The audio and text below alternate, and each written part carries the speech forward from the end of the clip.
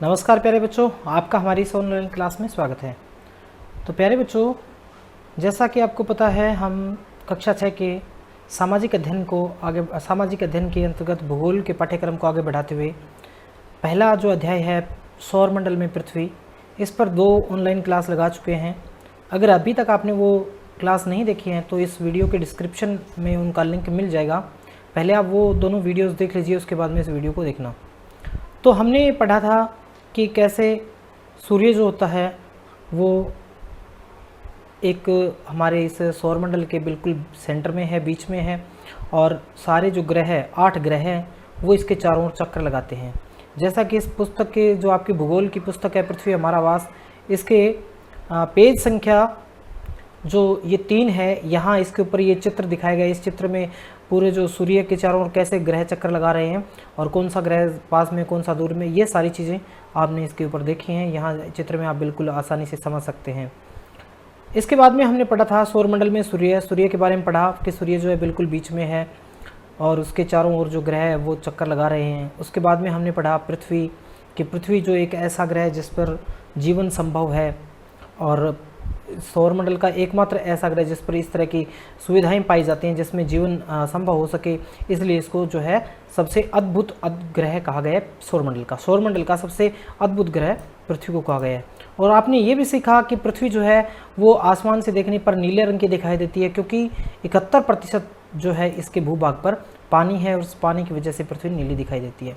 इसके बीच में एक जो रोचक तथ्य जो है वो हमारे रह गए थे, जैसे एक ये कि रात में आसमान को देखकर मनुष्य हमेशा से मोहित हुआ है, क्योंकि रात का जो दृश्य होता है वो तारे चमकते हुए टिमटिमाते हुए बड़े सुंदर दृश्य लगता है। वो खगोलीय पिंडों एवं उनकी गति के संबंध में अध्ययन करने वालों को खगोल शास्त्री कहते हैं। अब जो आकाश में हमें जो भी पिंड दिखाई देते हैं उन्हें खगोलीय पिंड कहते हैं। जो चमकते हुए दिखाई देते हैं खगोलीय पिंड हैं, और इनका अध्ययन करते हैं, इनके ऊपर रिसर्च जो लोग करते हैं उनको खगोल शास्त्री कहते हैं।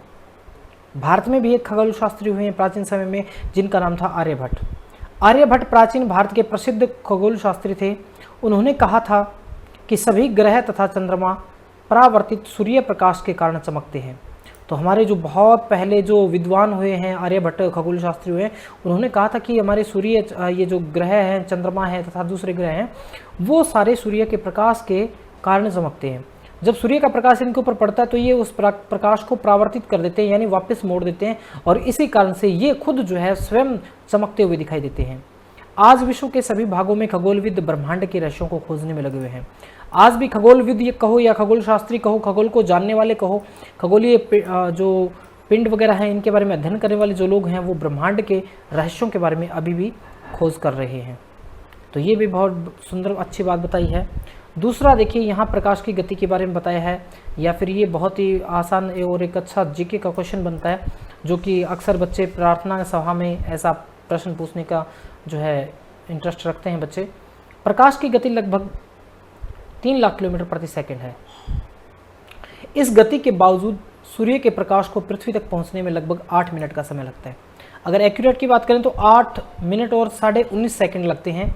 मोटा मोटी हम इसमें 8 मिनट और 20 सेकंड का समय मानते हैं कि 8 मिनट 20 सेकंड। तो ये जो है समय एनसीईआरटी की पाठ्य पुस्तक के अनुसार जो है ये समय लगता है कि लगभग जो है 8 मिनट का समय लगता है सूर्य की किरण पृथ्वी तक पहुंचने में। और प्रकाश की गति बताइए 3 लाख किलोमीटर प्रति सेकंड। तो ये 2 क्वेश्चन बहुत ही अच्छे क्वेश्चन बनते हैं, अपनी कॉपी में नोट डाउन कर सकते हैं। इसके बारे में तीसरा रोचक तथ्य क्या है, नील आर्मस्ट्रांग पहले व्यक्ति थे जिन्होंने 20 जुलाई 1969 को सबसे पहले चंद्रमा की सतह पर कदम रखा, यानी चंद्रमा पर पहुंचने वाले। ये क्वेश्चन भी प्रेयर के अंदर प्रार्थना सभा में बच्चे पूछते हैं अक्सर। बहुत ही अच्छा क्वेश्चन है और हर बच्चे को ये पता होना चाहिए कि चंद्रमा पर पहुंचने वाला व्यक्ति, सबसे पहले कदम रखने वाला व्यक्ति कौन था। तो यह व्यक्ति था नील आर्मस्ट्रांग, जिन्होंने 20 जुलाई 1969 को चंद्रमा पर अपना कदम रखा। मालूम करो कि क्या कोई भारतीय भी चंद्रमा पर गया। तो प्यारे बच्चों, आपके लिए एक खोज करने वाली बात है। आप अपने बड़े भाई बहन और घर में जो भी आपसे बड़े हैं उनसे आप पता कीजिए कि क्या कोई भारतीय भी चांद पर गया है, और कमेंट बॉक्स में अगर आपको पता है उसका आंसर तो कमेंट बॉक्स में ज़रूर आप लिखें कौन था ऐसा व्यक्ति। चंद्रमा, हमारी पृथ्वी के पास केवल एक उपग्रह है चंद्रमा, यानी जो ग्रहों के चारों ओर चक्कर लगाते हैं उन्हें उपग्रह कहते हैं। और हमारी पृथ्वी का एक उपग्रह है जिसका नाम चंद्रमा है। इसका व्यास पृथ्वी के व्यास का केवल 1/4 है, यानी इसका व्यास जो है वो हमारी पृथ्वी का 1/4 है, 1/4 है, 25% कह सकते हैं आप। यह इतना बड़ा इसलिए प्रतीत होता है क्योंकि यह हमारे अन्य ग्रह से, अन्य खगोलीय पिंडों की अपेक्षा नज़दीक है। हमें ये काफ़ी बड़ा दिखाई देता है क्योंकि ये पृथ्वी के जो दूसरे जो खगोलीय पिंड है उनसे नज़दीक है, इसलिए ये हमें बड़ा दिखाई देता है। यह हमसे लगभग 3,84,400 किलोमीटर दूर है। अगर प्रश्न आता है कि चंद्रमा की पृथ्वी से दूरी कितनी है, 3,84,400 किलोमीटर, 3,84,400 किलोमीटर लगभग जो है दूरी है चंद्रमा की पृथ्वी से। अब आप पृथ्वी से एवं सूर्य एवं चंद्रमा की दूरियों की तुलना कर सकते हैं, यानी कि पृथ्वी से चंद्रमा की दूरी कितनी है, पृथ्वी से सूर्य की दूरी कितनी है, उनकी तुलना आप कर सकते हैं। इधर एक इस बॉक्स में, यहाँ जो इस तरह के बॉक्स में जो बातें लिखी होती हैं बहुत ही अच्छी बातें होती हैं और ज्ञान वाली बातें होती हैं, वो बातें हमने समझनी होती है, उनको जो है पढ़ना होता है और उनको हो सके तो नोट डाउन भी कर लेना होता है, क्योंकि ऐसी चीज़ें आगे जीवन में बहुत काम आएंगी। उपग्रह एक खगोलीय पिंड है जो ग्रहों के चारों ओर उसी प्रकार चक्कर लगाता है जिस प्रकार से ग्रह सूर्य के चारों ओर चक्कर लगाते हैं। अब पृथ्वी जो है वो सूर्य के चारों ओर चक्कर लगाएगी और ये जो चंद्रमा जो है ये पृथ्वी के चारों ओर चक्कर लगाता है। मानव निर्मित उपग्रह, देखिए उपग्रह दो प्रकार के होते हैं, एक प्राकृतिक उपग्रह और दूसरे कृत्रिम उपग्रह। कृत्रिम उपग्रह वो होते हैं जो मनुष्य के द्वारा बनाए जाते हैं, जो ग्रह के चारों ओर चक्कर लगाते हैं। एक कृत्रिम पिंड है, मानव निर्मित उपग्रह भी एक कृत्रिम पिंड होता है। यह वैज्ञानिकों के द्वारा बनाया गया है जिसका उपयोग ब्रह्मांड के बारे में जानकारी प्राप्त करने एवं पृथ्वी पर संचार माध्यमों के लिए होता है। जैसे हमें मौसम का पता चलता है कि कब वर्षा होगी, कब कितनी गर्मी होगी, कब सर्दी होगी, कब धुंध आएगी, इस बारे में सारी चीज़ें पता चलती हैं, तो वो इन उपग्रह सैटेलाइट्स के माध्यम से पता चलती है। और दूसरी जो मौसम परिवर्तन होता है इसके बारे में हमारे या ये कहें कि मोबाइल फ़ोन जो है, इंटरनेट जो है, या फिर हमारे टीवी रेडियो के अंदर सिग्नल जो आते हैं, वो सारे के सारे जो संचार के माध्यम है, संचार के साधन है, वो इन्हीं के द्वारा, उपग्रहों के द्वारा ही संचालित होते हैं। इसे रॉकेट के द्वारा अंतरिक्ष में भेजा जाता है एवं पृथ्वी की कक्षा में स्थापित कर दिया जाता है। पृथ्वी की कक्षा का मतलब है, आपने उस चित्र में देखा होगा कि पृथ्वी जिस रास्ते से चक्कर लगाती है, आप ये देख रहे हैं पृथ्वी है, और ये पृथ्वी जो है जिस रास्ते से चक्कर लगा रही है, वो जो है वो चक्र वाला रास्ता जो है, उस रास्ते को हम कक्षा बोलते हैं। तो ये जो उपग्रह जो होता है, इस उपग्रह को पृथ्वी की कक्षा में स्थापित कर दिया जाता है और ये पृथ्वी के चारों ओर चक्कर लगाता है। पृथ्वी की कक्षा में स्थापित कर दिया जाता है। और अंतरिक्ष में स्थित कुछ भारतीय उपग्रह हैं कि भारत ने भी अपने कुछ उपग्रह अंतरिक्ष में भेज रखे हैं। उनमें से कुछ एक का नाम है जैसे इनसेट, IRS, एजुसेट इत्यादि। तो बच्चे ऑनलाइन आपका आजकल प्रोग्राम आता है टीवी के ऊपर भी, तो वो जो आता है एजुसेट वाला, वो प्रोग्राम इस उपग्रह के द्वारा आता है। उपग्रह के द्वारा जो है वहाँ से आप ये देख सकते हैं, ये उपग्रह हैं जो पृथ्वी की जो कक्षा है, जो रास्ता है, उस रास्ते में सेट कर रखे हैं वैज्ञानिकों ने, रॉकेट के माध्यम से ये भेजे हुए हैं और ये यहाँ वहाँ से हमें जानकारी भेजते हैं, विभिन्न प्रकार की जानकारी भेजते हैं। चलिए आगे बढ़ते हैं। ये इस चित्र में देखिए रॉकेट का प्रक्षेपण, पहला चित्र जो है इसमें रॉकेट को छोड़ा गया है पृथ्वी से उपग्रह से लैस करके।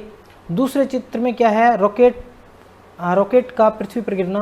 देखिए वापस जो है रॉकेट उसको उपग्रह को कक्षा में छोड़ करके वापस देखिए यहाँ से जो गिर रहा है, और उपग्रह का कक्षा में प्रवेश कर रहा है, और उपग्रह जो है वो पृथ्वी की कक्षा में प्रवेश कर रहा है। यानी यहाँ मात्र उपग्रह रह गया, यहाँ से रॉकेट था, उपग्रह को लेकर उड़ा, उपग्रह को छोड़ दिया, रॉकेट वापस पृथ्वी पर आ रहा है और ये जो है यहाँ से इसको सेट कर दिया है। तो इस चित्र से आप आसानी से समझ सकते हैं कि किस तरीके से मानव निर्मित जो उपग्रह होते हैं वो स्थापित किए जाते हैं। चंद्रमा का एक चक्कर लगभग 27 दिन में पूरा होता है। 27 दिन कहें, 27.5 दिन कहें, इतने समय में एक चक्कर पूरा होता है अपने अक्ष पर, और इतने ही समय में अपने अक्ष पर भी एक चक्कर पूरा होता है और पृथ्वी के चारों ओर भी इतने ही समय में पूरा होता है। इसके परिणाम स्वरूप पृथ्वी से हमें हमेशा चंद्रमा का केवल एक ही हिस्सा दिखाई पड़ता है। देखिए पृथ्वी का चंद्रमा की जो दोनों गतियाँ हैं, दो गतियाँ होती है, एक परिक्रमण गति, एक परिभ्रमण गति। परिभ्रमण गति वो होती है जो अपने ही स्थान पर घूमता है, और परिक्रमण होती है जो दूसरे किसी ग्रह या सूर्य आदि के चारों ओर चक्कर लगाते हैं वो। तो चंद्रमा जो है पृथ्वी के चारों ओर चक्कर लगाता है, उसको हम कहते हैं परिक्रमा करना, परिक्रमण गति।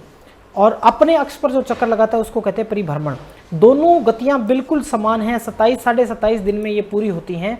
तो इसी कारण से हमें चंद्रमा का हमेशा एक ही भाग दिखाई देता है, क्योंकि वो जितना पृथ्वी के चारों ओर घूमेगा उतना ही वापस अपने अक्ष पर घूम जाता है। तो इस कारण हमें चंद्रमा का एक हिस्सा हमेशा एक साइड ही दिखाई पड़ती है। चंद्रमा की परिस्थितियां जीवन के लिए अनुकूल नहीं हैं। इसकी सतह पर पर्वत, मैदान एवं गड्ढे हैं जो चंद्रमा की सतह पर छाया बनाते हैं। पूर्णिमा के दिन चंद्रमा पर इनकी छाया को देखा जा सकता है।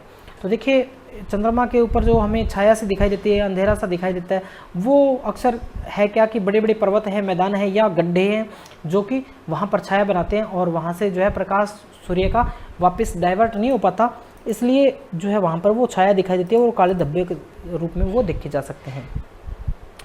तो प्यारे बच्चों, यहाँ से आपके लिए करने वाला एक काम और है कि जीव एवं पौधों को जीवित रहने के लिए तथा विकास करने के लिए किन किन तत्वों की आवश्यकता होती है, कौन कौन से तत्वों की आवश्यकता होती है, और उन तत्वों के आपको नाम लिखने हैं और फिर आपने कंपैरिजन करना है कि कौन से ग्रह पर वो तत्व उपलब्ध हैं या कौन कौन से ग्रह पर जीवन, पौधों और जीवों का जीवन संभव है।